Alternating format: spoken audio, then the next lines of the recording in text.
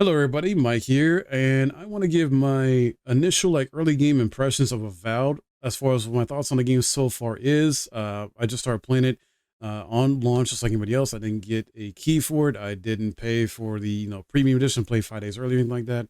No, played it with everybody else is. And I did check out some reviews prior to playing the game to get some ideas of what I'm be expecting or getting into this game. And there was definitely some stuff in there that was some cons that definitely made me feel hesitant about playing it, but I'll still give it a fair chance. So far, it is a solid RPG. I am having fun. I do have my gripes though, but let me talk about the pros first.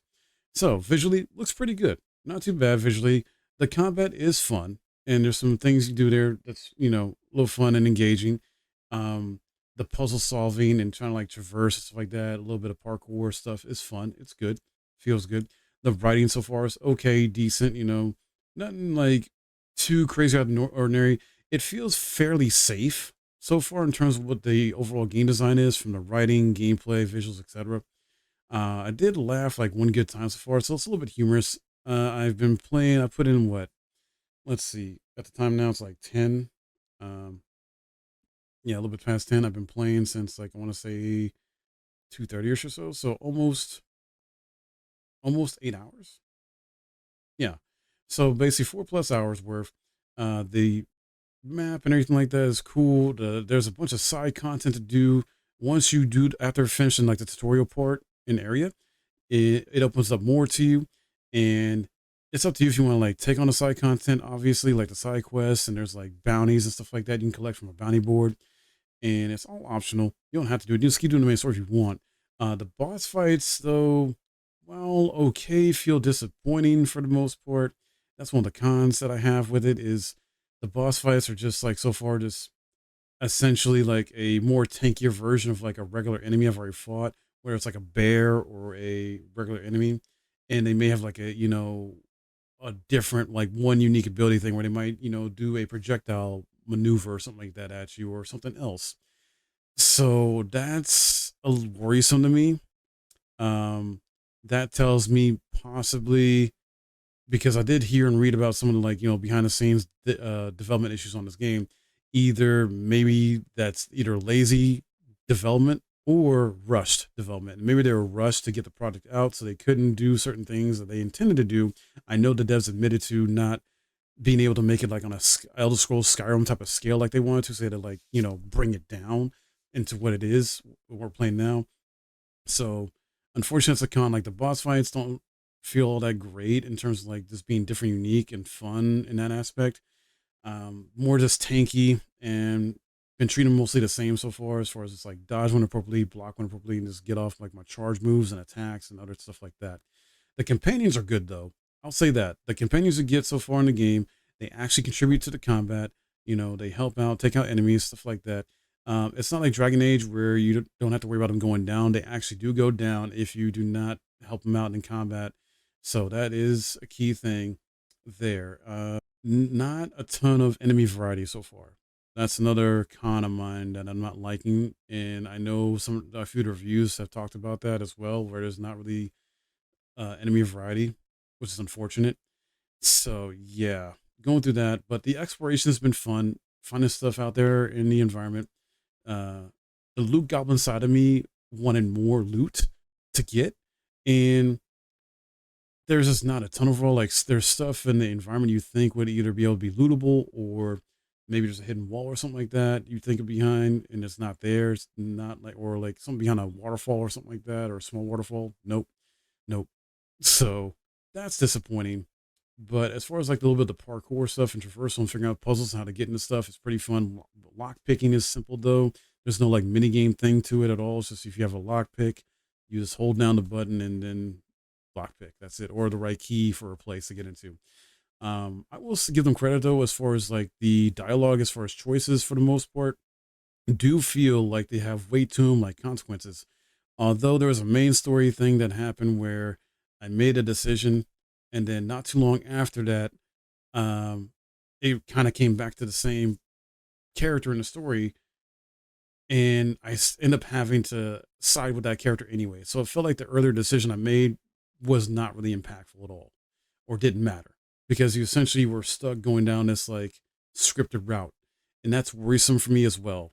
That like some of the decisions you make in this game are not are just scripted, and no matter what you choose, it's gonna kind of be like a Dragon Age Veilguard situation where, yeah, no matter what you choose, it's just you're just going down the same path generally, and that's not good. So I'm worried about that. I'm concerned about that. That's a con of mine if that does keep being a thing more than once. So far, it's only happened once. The side quests are fun. They're good and crazy, wacky, a little bit.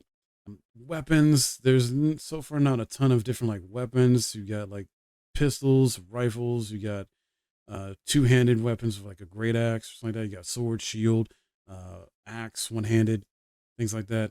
Um, Progression seems a bit slowish a bit, but then again, I think it's because it's not like you're going to like level 50 or 100. I think the max level is possibly like maybe, well, from looking at the skill tree, maybe like 20 or so.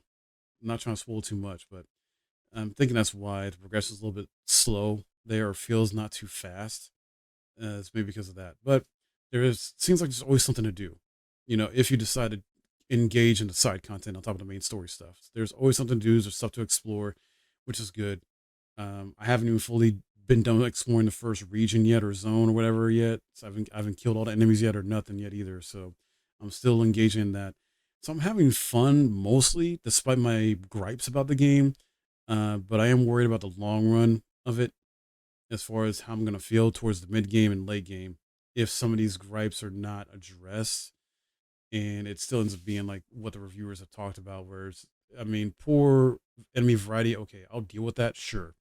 Writing though, I hope to remain strong and solid, but it definitely feels like they played it way too safe with this one and didn't really take any risks or try to do anything really unique with this game so far. Considering they're trying to make it like a Skyrim like. So yeah, so far it feels like Skyrim is the better one to play of this when it comes to like this type of RPG, but it's still so far pretty solid. It runs good. Honestly, I'll say that's another positive. Um, there was a couple of reviewers I checked out that were talking about some of the technical issues and stuff like that they had, and performance issues, and I have had none of that. I'm guessing the day one patch fixed that stuff, because this game has not crashed on me, and I'm playing this on my PC through the PC Game Pass. No crashes, no like audio issues or glitches like that, no lag, no stutters, no freezes, none of that. So I can confirm, at least for me anyway, that from a technical standpoint, it is running smooth. It's running good. I haven't had to restart the game at all for any type of technical problems. So very good there. I give them credit on that.